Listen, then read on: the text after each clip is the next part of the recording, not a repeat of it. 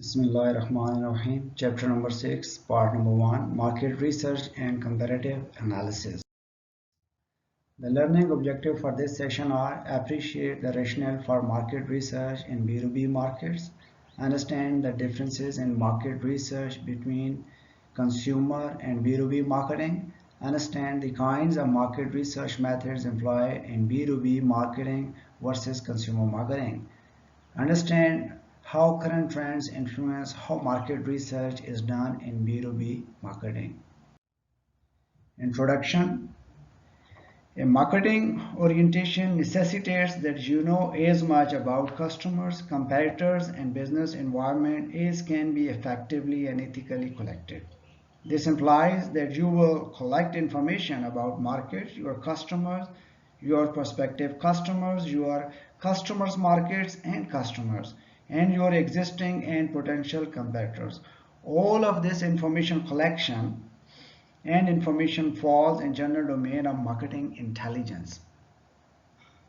Marketing intelligence includes the results of both formal planned investigation as well as collection of data that, without centralized collection and information interpretation, would appear as a number of random unrelated events. The methods of collecting and interpreting these data are often quite different. The portion of market intelligence that involves the design of a research approach and the systematic collection, analysis, and interpretation of data on customers and channel members belongs to the subset of market intelligence known as market research. The other portion of marketing intelligence, less formal and seemingly random, most often includes activities directed at competitor and is known as competitive intelligence. In this session, we specifically address market research and comparative intelligence in business-to-business marketing. In a customer-oriented organization, the marketing process begins with knowing the organization's customers and prospective customers.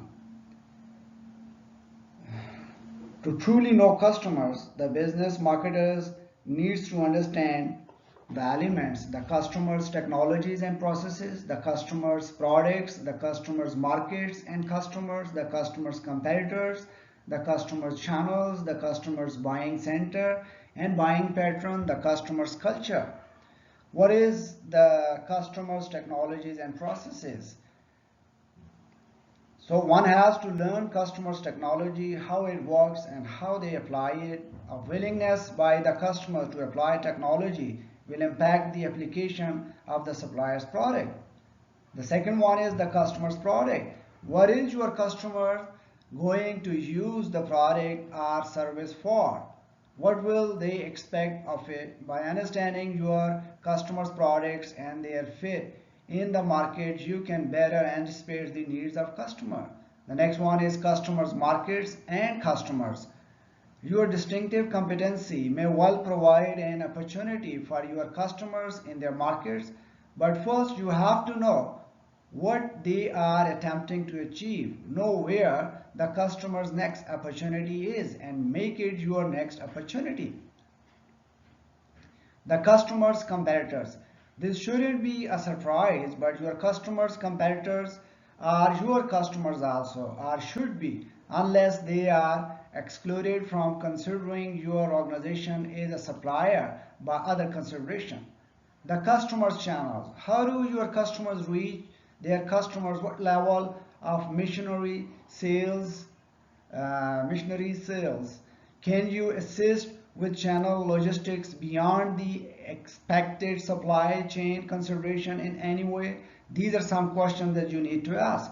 The customer's buying center and buying patterns. How do your customers make decisions? Do they have several levels of decision making, or are decisions made quickly with little oversight? Are there patterns to their buying that you can correlate to other events such as climate, holiday seasons, and natural calamities?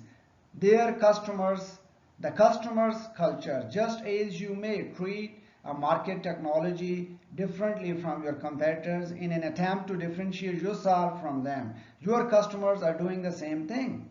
Certain companies buy from certain companies. Tradition, long-term relationships, logistical considerations, common enemies, and many other factors contribute to cultural makeup of your customers. Market research fundamentals. Market research is a powerful tool, but it is only a tool. Like any tool, it can be used properly. It can be abused, or it can be used to complete a task without providing the required result. So the marketing research process has 5 steps. Let's talk about one by one. Define the problem and research objectives. In the first phase of the market research process, the marketers and researchers must define the problem and research objectives. One reason often cited for poor market research is a failure to separate symptoms or problems from the actual problems. Consider that poor sales are not really a problem but a symptom of other offering shortcomings. The researcher must investigate the problem or purpose to know what answers are needed from the research. Without guideline, the marketer and the researcher can collect lots of information about markets without having much use of it. The second one is design the research methods, and these are some questions that we need to ask from ourselves. What respondents will be served? What sampling method should be used? Design the research instrument. So over in this, who in the market or what part of market has the information needed to support the decision process? The results of the research will be greatly impacted by the selection of respondents or sample.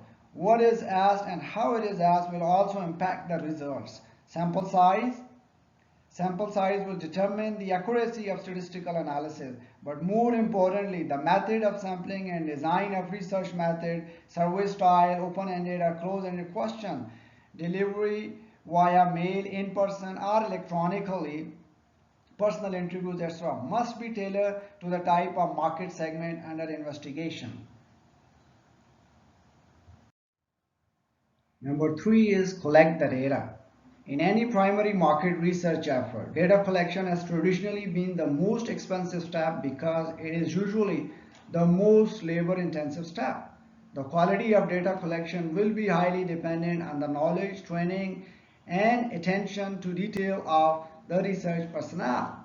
In business-to-business market research, where there is a need for in-depth personal interviewing, the interviewers must have an adequate knowledge of the market acquired through either personal experiences or secondary research efforts prior to the interviewing process.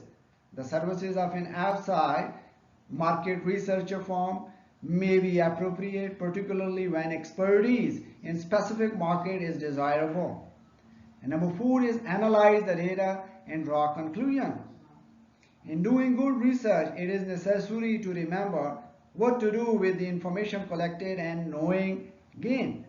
While the type of research instrument determines the style and character of information that is generated, the researcher must avoid drawing any conclusion not directly supported by data or by the respondent group. Marketers need to be wary of evidence seeking, interpreting the data optimistically in a way that supports the conclusion the marketer wants to reach. And number 5 is present the finding. As simple as it may sound, applying the information to decisions can be difficult. One common failure, though occurring more often in consumer markets than in business-to-business markets, is failure to apply the findings or act on decisions in a timely manner. So one has to make a decision and then one has to act timely. Implications of types of decision support. There are 3 basic decision types that research can be used to support. Number 1, a targeting decision, a design decision, and a no-go decision. A thorough understanding of market segmentation supports targeting decision, while an understanding of customer needs and customer reactions to design to design variable sports design decisions. Go, no-go decisions are made before launch of a new strategy, product, or program, or can occur at several different points before launch.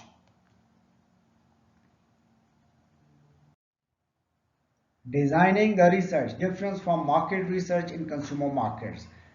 Uh, Market research in B2B market is different than consumer markets based upon three factors: concentrated markets, diversity of interest in buying center, and technical expertise.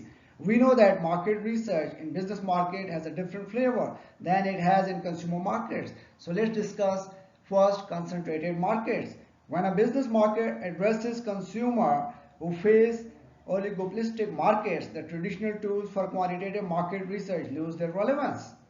Too few buyers exist for estimation of population characteristics from statistical inference. Data collection through large sample surveys such as used in consumer research cannot be performed. So these are some differences that we can see in business markets.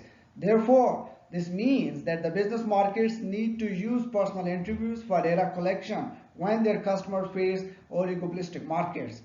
And the second one, diversity of interest in buying center. Let's see the number.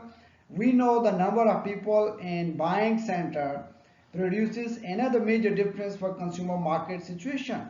In households, one or two people usually make decisions. In consumer market, researcher can address questions to the member of the household most likely to make a decision in a product area, and the response will be generally valid.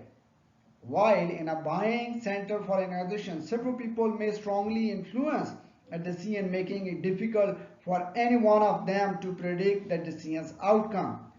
Therefore, this B2B market diversity of interest in buying center in B2B market is entirely different than the consumer market. And the third one is technical expertise. A third difference arises from the technical expertise that resides in the buying center. For complex products, there is usually someone in the buying center who understands or is believed to understand by other members of the buying center the working of the product or service technology. Accordingly, a language used in market research data collection instruments need to reflect the technical nature of the product or service is understood by target market. This becomes particularly important when technical expert in the buying center comes from a different field than the technical people on the supplier side and may operate with a different specialized language. Market researchers then must translate the technical language of the supplier into technical language of the buyer. Similarly, they must translate the buyer's answers back into technical language the supplier can understand. At the same time, if the market research is also aimed at non-technical people within the buying center, the technical language of supplier needs to be framed in the language usage that is understood by the buyer. So we can see that on these three factors: concentrated market, diversity of interest in buying center, and technical expertise, B2B market is totally different than consumer market. Designing the research approach, other special circumstances in market research. Problems in performing market research in business market worsen when two of the overarching trends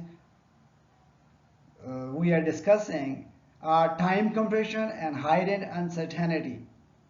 Let's discuss one by one. Time compression can have several impacts. The first problem in time pressure applied to the market research process.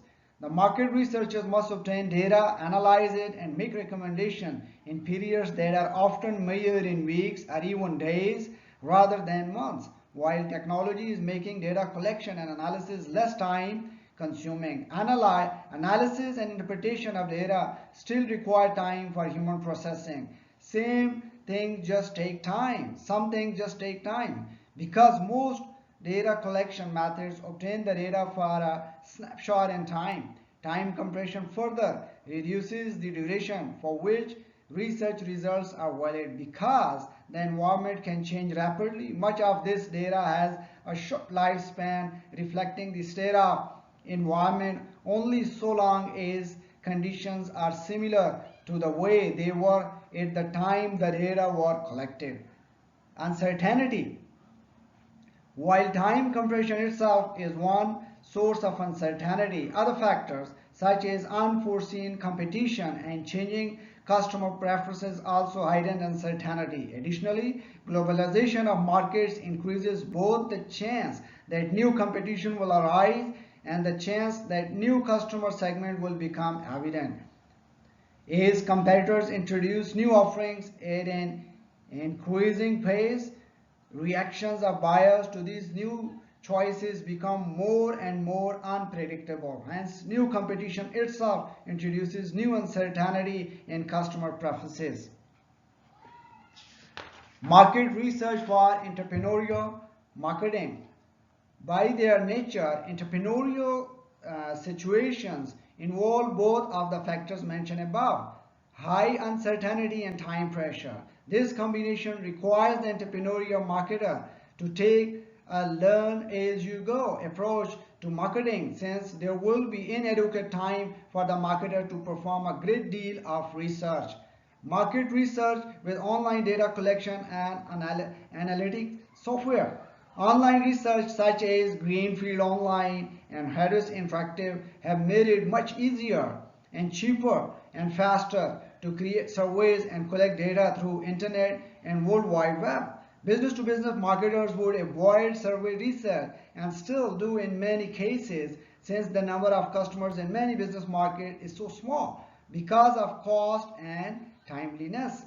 Online survey, though, removes many of these barriers, and many marketers will find such techniques when properly designed and managed to be attractive and useful.